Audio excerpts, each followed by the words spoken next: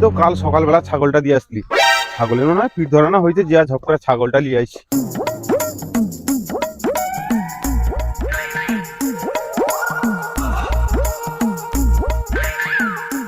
দিদি, ও দিদি, ভাই আমার ছাগলটা দাও। ও দাদা, তুমি চলে আসছো ছাগল আনতে?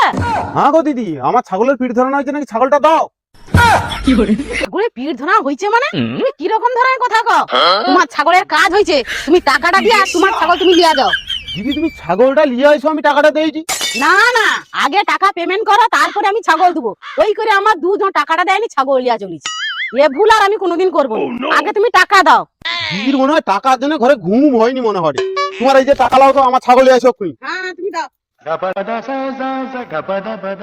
না না, ঠিক আছে ঠিক আছে। এই ছাগল নিয়ে যাও।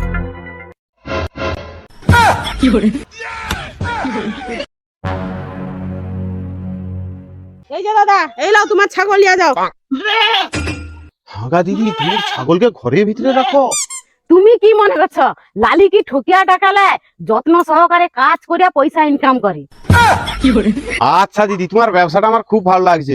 আবার যদি আমার ছাগল নয় তোমার কাছে নিয়ে আসবা, তাহলে দিদি আমি পালিয়ে যেতে আমার ছাগল নিয়ে। আচ্ছা যাও তাহলে, আমার মন্টু যদি কাজ পছন্দ হয় তাহলে আবার আসবো। হ্যাঁ দিদি, আমি আসবো।